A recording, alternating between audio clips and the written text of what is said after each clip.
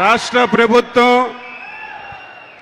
మన ముఖ్యమంత్రి శ్రీ నారా చంద్రబాబు నాయుడు గారు అత్యంత ప్రతిష్టాత్మకంగా తీసుకున్నటువంటి రెండు కార్యక్రమాలు, ఒకటి అన్నదాత సుఖీభవ, రెండు స్వచ్ఛాంధ్ర స్వర్ణాంధ్ర.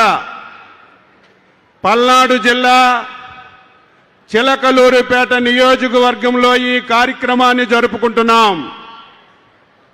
ఈ కార్యక్రమంలో పాల్గొన్నటువంటి మనందరి అభిమాన నాయకులు రాష్ట్ర ముఖ్యమంత్రి గారు శ్రీ నారా చంద్రబాబు నాయుడు గారికి, సహచర ప్రజాప్రతినిధులు, ముఖ్యంగా రైతు సోదరి సోదరీమణులు, పాత్రికేయ మిత్రులందరికీ పేరు పేరున హృదయపూర్వకమైనటువంటి నమస్కారాలు, అభినందనలు తెలియజేస్తున్నాను. మనందరం ఇప్పుడు జరుగుతున్నటువంటి పరిణామాలే కాదు, గతంలో జరిగినటువంటి పరిణామాలు ఒక నిమిషం గుర్తు చేసుకోవలసినటువంటి అవసరం ఉంది. 2014వ సంవత్సరం మనం కోరుకోకపోయినా, మనకి ఇష్టం లేకపోయినా ఆంధ్రప్రదేశ్ రాష్ట్రాన్ని రెండుగా విభజించారు. ఆ సమయంలో ఎన్నికలు వచ్చాయి. మనందరం ఆందోళన చెందాం. దేశంలో ఉమ్మడి ఆంధ్రప్రదేశ్ అగ్రగామిగా ఉండేది. విడిపోయినటువంటి ఆంధ్రప్రదేశ్కి రాజధాని లేదు, 16,000 కోట్ల అప్పు. ఆ సమయంలో ఎన్నికలు. ఎవరైతే మళ్ళీ ఆంధ్ర రాష్ట్రాన్ని దేశంలో అగ్రగామిగా తయారు చేస్తారో, ఎవరైతే మళ్ళీ తెలుగు జాతి ఔన్నిత్యాన్ని ప్రపంచానికి చాటి తిప్పుతారని ప్రజలందరూ ఎదురు చూసి, ఆ సమయంలో మళ్ళీ ఈ రాష్ట్రాన్ని బాగు చేయాలంటే ఏకైక నాయకుడు మన నాయకుడు చంద్రబాబు నాయుడు గారని చెప్పి 2014లో ఆయన్ని ముఖ్యమంత్రి చేశారు. ముఖ్యమంత్రి బాధ్యతలు స్వీకరించారు. రాష్ట్రంలో అగమ్యగైరమైనటువంటి పరిస్థితి. రాజధాని లేదు, ఆఫీసులు లేవు, ఉద్యోగస్తులు పనిచేసినటువంటి పరిస్థితి లేదు. ఏ విధంగా పరిపాలన సాగుతుందో అని భయపడ్డారు ఆంధ్రప్రదేశ్ ప్రజలు. సమర్థవంతమైనటువంటి నాయకత్వాన్ని ఇచ్చారు. 5 సంవత్సరాలు ఆయన యొక్క నాయకత్వంలో ఆంధ్రప్రదేశ్ రాష్ట్రం అభివృద్ధిలో, సంక్షేమంలో దేశానికి ఒక రోల్ మోడల్గా పనిచేశారు. 2019లో మళ్ళీ చంద్రబాబు నాయుడు గారే ముఖ్యమంత్రిగా బాధ్యతలు స్వీకరిస్తే మన రాష్ట్రం ఈసరికి దేశంలో, ప్రపంచంలో అగ్రగామిగా ఉండేది. 2019లో ఆంధ్రప్రదేశ్ ప్రజలు యామరపడ్డారు. ఆ రోజు గొడ్డల పార్టీ అధ్యక్షుడు మాయమాటలు చెప్పాడు, ఆచరణ కానటువంటి హామీలు ఇచ్చాడు. ముఖ్యమంత్రి పదవి గురించి సొంత బాబాయినే గొడ్డలితో నరికి నరికి చంపి సింపతి సంపాదించి 2019లో యామరపడ్డారు. ఆ రోజు గొడ్డల పార్టీ అధ్యక్షుడు మాయమాటలు చెప్పాడు, ఆచరణ కానటువంటి హామీలు ఇచ్చాడు. ముఖ్యమంత్రి పదవి గురించి సొంత బాబాయినే గొడ్డలితో నరికి నరికి చంపి సింపతి సంపాదించి 2019లో ముఖ్యమంత్రిగా బాధ్యతలు స్వీకరించాడు. ఆ రోజే ఈ రాష్ట్రానికి శని పట్టిందని చెప్పి నేను అన్నాను. ఎందుకు ఈ మాట అంటున్నానంటే, 5 సంవత్సరాలు ఈ రాష్ట్రాన్ని ఏ విధంగా పరిపాలించాడు నేను చెప్పవలసిన అవసరం లేదు, విఘ్నులైనటువంటి మీ అందరికీ తెలుసు. సంవత్సరాలు వెనక్కి తీసుకెళ్లాడు. 2019లో మళ్ళీ పవన్ కళ్యాణ్ గారు, మన నాయకుడు చంద్రబాబు నాయుడు గారు, మోడీ గారి సహకారంతో ఎన్డీఏ పోటీ చేసింది.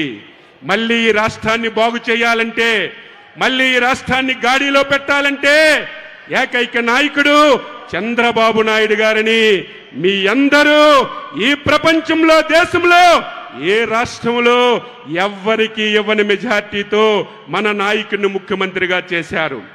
బాధ్యతలు తీసుకున్నాం, లోపలికెళ్ళి చూశాం, మాలో భయమో ఆందోళన. ఎన్నికల్లో హామీలు ఇచ్చాం, సూపర్ 6 అన్నాం, రాష్ట్రాన్ని గాడిలో పెడతామన్నాం. కానీ ప్రభుత్వంలో చూస్తే మొత్తం డొల్లా. ఏ శాఖలో చూసినా ఒక్క పైసా లేదు. ఏ విధంగా పరిపాలన చేస్తామని నేనైతే భయంతో పాలన ప్రారంభించాం.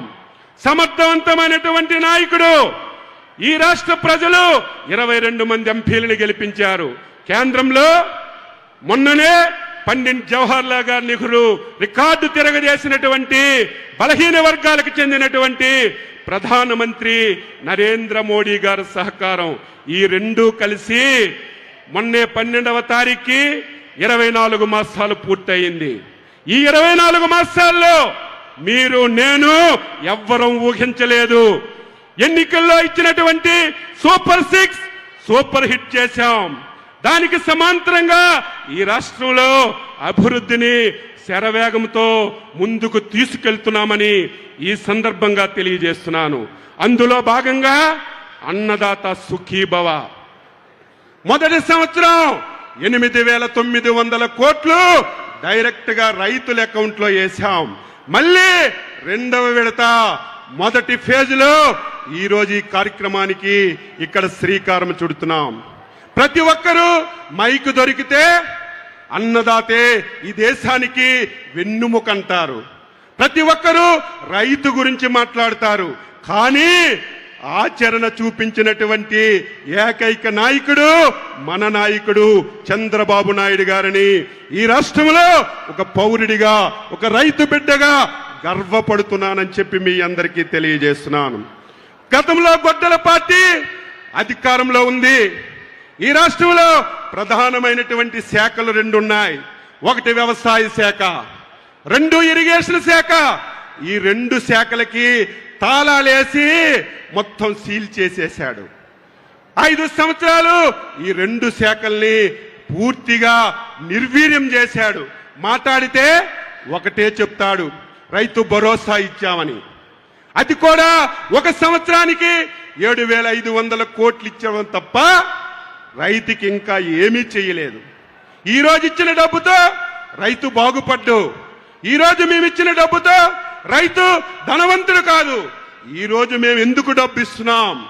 మీరు వ్యవసాయం చేసుకోవడానికి, మీకు ఉడతా భక్తిగా ఆర్థిక సహాయం చేస్తున్నాం తప్ప ఈ డబ్బుతోనే రైతు బాగుపడతాడని ఎవరైనా ఆలోచిస్తే అది తప్పు. గతంలో గొడ్డల పార్టీ అధ్యక్షుడు ఆ డబ్బే తప్ప అన్ని కార్యక్రమాల్ని సున్నా చుట్టాడు. మళ్ళీ చంద్రబాబు నాయకత్వంలో అన్ని వ్యవస్థల్ని మళ్ళీ గాడిలో పెట్టాం. భూసార పరిరక్షణ, మళ్ళీ స్ప్రింక్లర్లు, డ్రిప్పులు, వ్యవసాయ యాంత్రీకరణ, డ్రోన్లు ఏవైతే గతంలో ఆగిపోయాయో అవన్నీ 2 సంవత్సరాల్లో మళ్ళీ ప్రారంభించి ముందుకు తీసుకెళ్తున్నాం. అయినా సరే వ్యవసాయం చాలా కష్టంగా ఉంది. అనేక కష్టాలు వస్తున్నాయి. దానికి కారణం మనతో పాటుగా దేశంలో ప్రదేశాల్లో వస్తున్నటువంటి పరిస్థితుల వల్ల చాలా కష్టాలున్నాయి. అందుకే రైతులు గుడ్డిగా వ్యవసాయం చేస్తే, ఏదో మా తాతలు పూర్వీకులు ఈ విధంగా వ్యవసాయం చేశారు, నేను కూడా అదే విధంగా వ్యవసాయం చేస్తానంటే మనకి నష్టాలు తప్ప లాభాలు జరగవని చెప్పి తెలియజేస్తున్నాను. ప్రభుత్వం చెప్పిన విధంగా, శాస్త్రవేత్తలు చెప్పిన విధంగా టెక్నాలజీని ఉపయోగించుకొని వ్యవసాయం చేస్తే దానికి తోడుగా మన నాయకుడు చంద్రబాబు నాయుడు గారు ఉన్నారు. మళ్ళీ వ్యవసాయాన్ని లాభదాటిగా తీసుకొచ్చి మీ అందరికీ మేలు చేయాలని చెప్పి చంద్రబాబు నాయుడు ఆధ్వర్యంలో పనిచేస్తున్నాం. చాలా కష్టాలు వచ్చాయి. గత సంవత్సరం మీ ప్రాంతంలో పొగాకు ఎవరు కొనేవాళ్ళు కాదు. 300 కోట్లు పెట్టి పొగాకు కొన్నాం. కోకోకి ధర లేకపోతే కోకో కొన్నాం.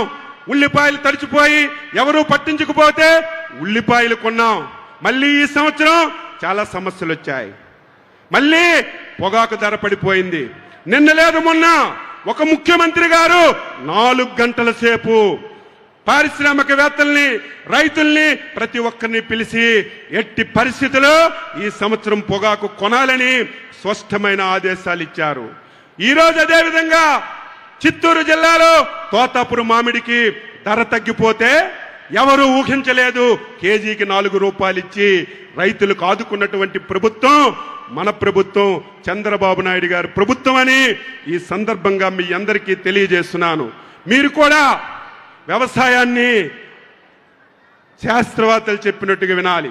ఈ మధ్యన ఒక యాప్ పెట్టాం, యూరియా డిఏపి. ఆ యాప్ ఎందుకు పెట్టాం? ఏదో ఎరువులు లేవని కాదు, యూరియా లేదని కాదు. యూరియా సఫిషియెంట్గా ఉంది, డిఏపి సఫిషియెంట్గా ఉంది. కానీ మనందరం యూరియాని తింటున్నాం. భూమిని పూర్తిగా సారవంతాన్ని కోల్పోయే విధంగా మనం అందరం ప్రయత్నం చేస్తున్నాం. మనకు అలవాటు అయిపోయింది యూరియా వేస్తేనే దిగుబడి వస్తుందని. యూరియా ఎక్కువ వేస్తే దిగుబడి రాదు. సైంటిస్టులు చెప్పిన విధంగా యూరియా వేస్తే దిగుబడి వస్తుంది, మనకు మంచి జరుగుతుంది. ఈరోజు మేము ఎమ్మెల్యేలుగా ఉన్నాం. చాలా మంది ముఖ్యమంత్రి సహాయ నిధి కావాలని మా దగ్గరికి దరఖాస్తులు పట్టుకొని వస్తున్నారు. 10 దరఖాస్తులు వస్తే 9 దరఖాస్తులు క్యాన్సర్ పేషెంట్లే వస్తున్నారు. దానికి కారణం ఏంటి? మొత్తం భూమంతా విషతుల్యమైంది. యూరియాని విపరీతంగా వాడుతున్నారు. అందుకే రైతులు యాప్ను వాడుకోండి. అనునిత్యం పర్యవేక్షిస్తున్నాం.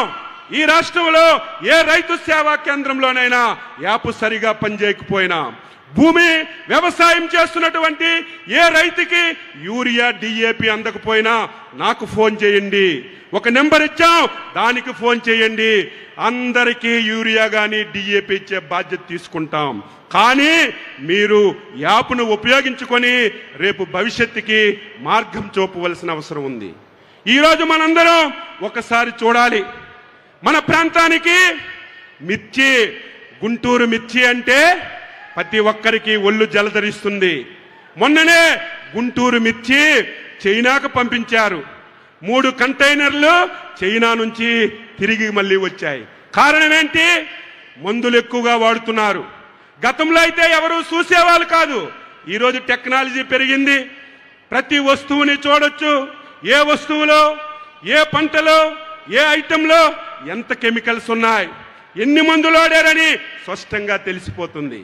ప్రతి ఒక్కరూ ఆరోగ్య జాగ్రత్తలు పాటిస్తున్నారు. నేచురల్ ఫార్మింగ్ లో వాడినటువంటి వ్యవసాయ ఉత్పత్తుల్నే వాడుతున్నారు. కాబట్టి మీకు కష్టం అవ్వచ్చు, మీకు ఇబ్బంది అవ్వచ్చు. ఏది మంత్రి గారు ఎలాగా మాట్లాడుతున్నారు, తప్పగా మాట్లాడాలి. మాట్లాడకపోతే మేము తప్పు చేసిన వాళ్ళు అవుతామని ఈ సందర్భంగా తెలియజేస్తూ, ఇది మీ ప్రభుత్వం, రైతు ప్రభుత్వం. మీ దీవెనలు నిరంతరం ఈ ప్రభుత్వానికి ఉండాలి. నిరంతరం చంద్రబాబు నాయకత్వంలో ఈ రాష్ట్రంలో ప్రభుత్వం నడవాలని, దానికి మీ అందరూ ఆశీస్సులు ఇవ్వాలని కోరుతూ ఈ అవకాశం కల్పించినటువంటి ప్రతి ఒక్కరికి అభినందిస్తూ సెలవు తీసుకుంటున్నాం. జై హింద్. और बंगाल के मेरे भाई और बहनों, बाबा तारकनाथ